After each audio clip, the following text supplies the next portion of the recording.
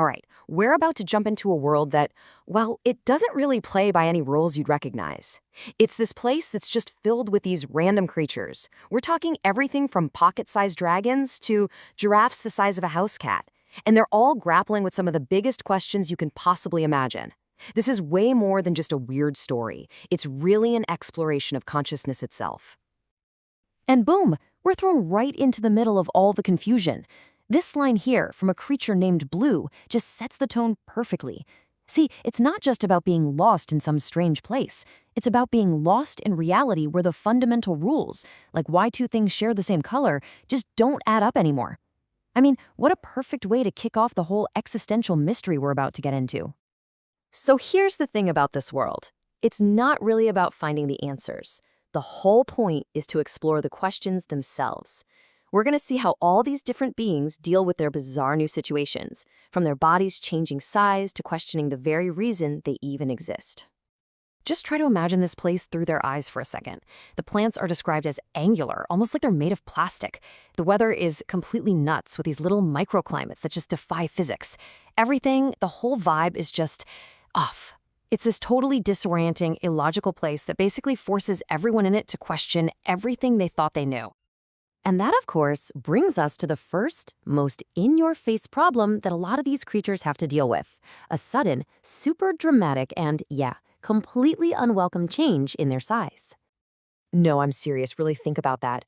What if your entire identity, who you are, was tied to your physical presence, and then you wake up one morning and poof, it's just gone?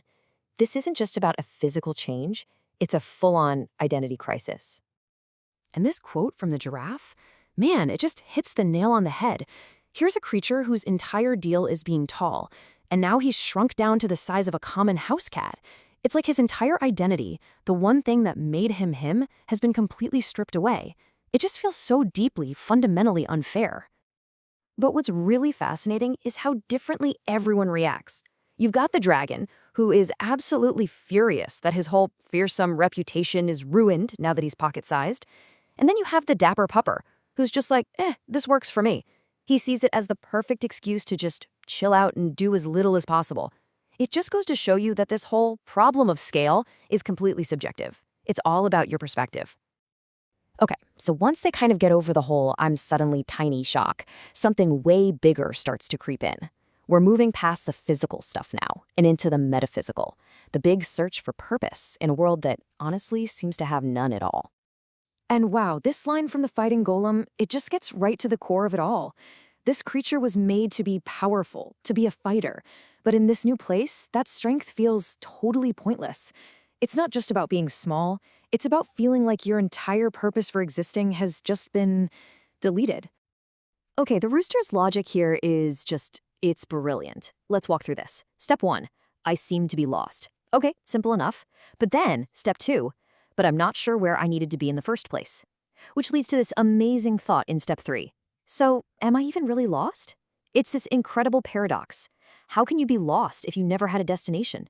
Maybe the issue isn't that there's no meaning, but that we just assume there's supposed to be one. Then you have the camel, who comes in with this really practical, almost chill philosophy. He's basically asking, why are we all killing ourselves trying to reach some perfect ideal?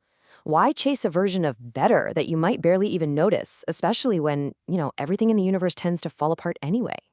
So all this questioning of their size, their purpose, it all builds up to the biggest question of all. After all that, they start to wonder if the world around them, if any of it, is even real to begin with.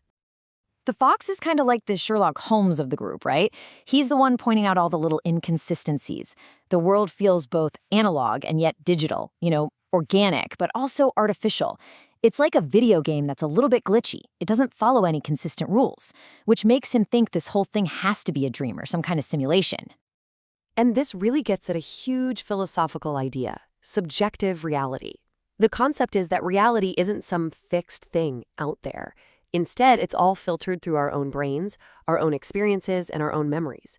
It is the absolute perfect lens to understand what these creatures are going through.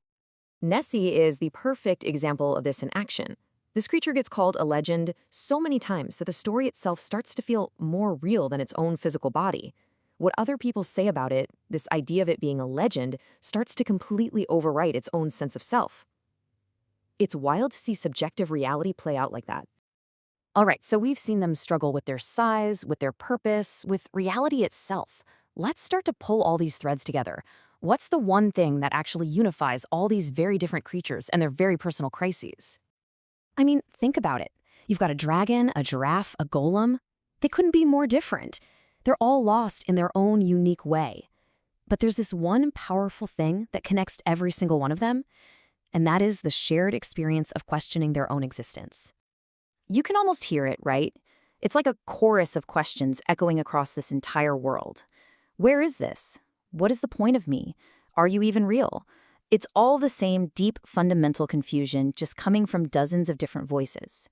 That shared confusion, that shared questioning, that's what truly brings them all together. And it's Blue who really brings it all home for us. This isn't some temporary problem that they can just solve. No, this is the eternal existential conundrum. It's just part of being a thinking, conscious being in a universe that doesn't really hand out easy answers. Maybe the point isn't to find the answer. Maybe the whole point is just to keep asking the question.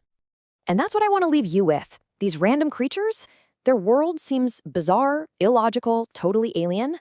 But when you really think about it, in asking why and questioning their place in the universe and wondering what it all means, how different are they really from any of us?